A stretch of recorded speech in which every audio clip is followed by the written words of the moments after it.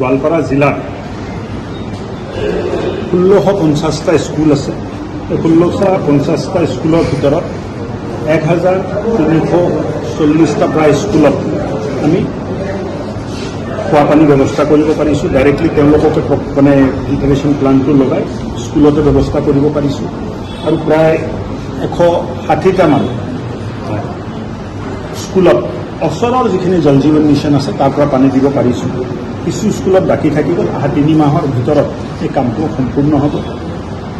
গোৱালপাৰা জিলাৰ প্ৰত্যেকটো স্কুলত অহা 3 মাহৰ ভিতৰত খোৱা পানীৰ ব্যৱস্থা হ'ব।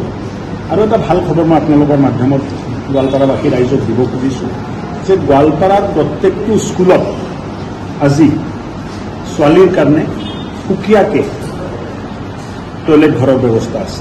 আগতে ব্যৱস্থাটো নাছিল, বহুত জিলাত নাই, কিন্তু গোৱালপাৰা জিলাত আমি গৌৰৱেৰে কৈছোঁ যে প্ৰত্যেকটো স্কুলত আজি সুকীয়াকৈ ছোৱালীৰ কাৰণে টয়লেট ঘৰৰ ব্যৱস্থা আছে।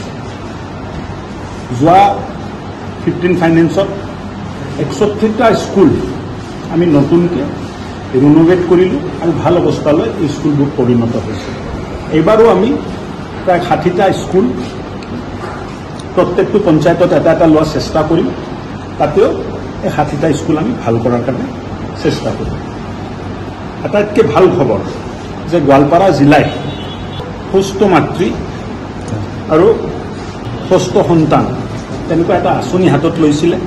তাৰ কাৰণটো আছিল যে আমাৰ MMR ৰেট, IMR ৰেট মানে ডেলিভাৰী দিওঁতে মাতৃৰ মৃত্যু আৰু জন্ম হোৱাৰ পিছত শিশুৰ মৃত্যু হাৰটো অসমৰ তুলনাত বহুত বেছি আছিলে। যোৱা এবছৰৰ চেষ্টাৰ ফলত আমি MMR 50% নমাব পাৰিছোঁ। 90.8 আছিলে। 1 লাখৰ ভিতৰত 90জন মাতৃৰ মৃত্যু হৈছিলে। এতিয়া 1 লাখৰ ভিতৰত 40জন মাতৃৰ মৃত্যু হৈ আছে। আৰু এইটোও কমাবৰ কাৰণে এই স্কিমটো প্ৰত্যেক 3 মাহে মূৰে মূৰে আমি লোৱাৰ ব্যৱস্থা কৰিছোঁ। লগতে IMR আছিলে 5 বছৰলৈ শিশু 1000ৰ ভিতৰত 14.69 শিশুৰ মৃত্যু হৈছিলে। এইটো কমি 9 নামি আহিছে। চ' এইটো এটা ডাঙৰ এচিভমেণ্ট বুলি ক'ব লাগিব। আৰু জল জীৱন মিছনত যিখিনি প্ৰকল্প সম্পূৰ্ণ হ'ল আৰু ৰাইজক মানে আমি আগবঢ়াই দিলোঁ। ৱাটাৰ ইউজেছ কমিটি বনাই দিলোঁ।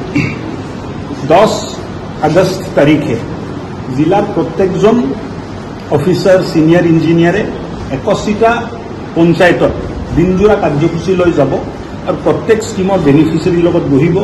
এই জল জীৱন মিছন আঁচনিৰ সম্পৰ্কে বুজাব, তাৰ গুৰুত্ব সম্পৰ্কে বুজাব, পানীৰ গুৰুত্ব সম্পৰ্কে বুজাব আৰু লগতে স্কুলতো যাব। এই পঞ্চায়তত ছাত্ৰ ছাত্ৰীসকলকো পানীৰ মূল্য আৰু ভৱিষ্যতৰ এটা সম্পদ পানী যে আছে তাৰ বিষয়ে বুজাই এই সম্পদ যিটো আমি গাঁৱে গাঁৱে বনাইছোঁ জল জীৱন মিছনত, এই সম্পদ সুৰক্ষিত আৰু ভালকৈ পৰিচালনা হওক এই উদ্দেশ্যে 10 আগষ্ট তাৰিখে এই কাৰ্যক্ৰমটো DC মহোদয়ে হাতত ল'ব।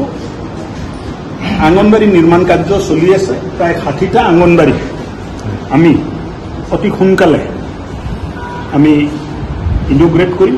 আৰু আজি ৰিভিউ মিটিঙত মোৰ লগত সাংসদ বাইদেউৰ লগত আছে আৰু ধুনীয়া ৰিভিউ মিটিং হ'ল। য'ত য'ত বিজুতি আছিল এইবিলাক চোৱা গ'ল। সাধাৰণ ৰাইজক উপকৃত কৰিবৰ কাৰণে চৰকাৰে কাম কৰি আছে।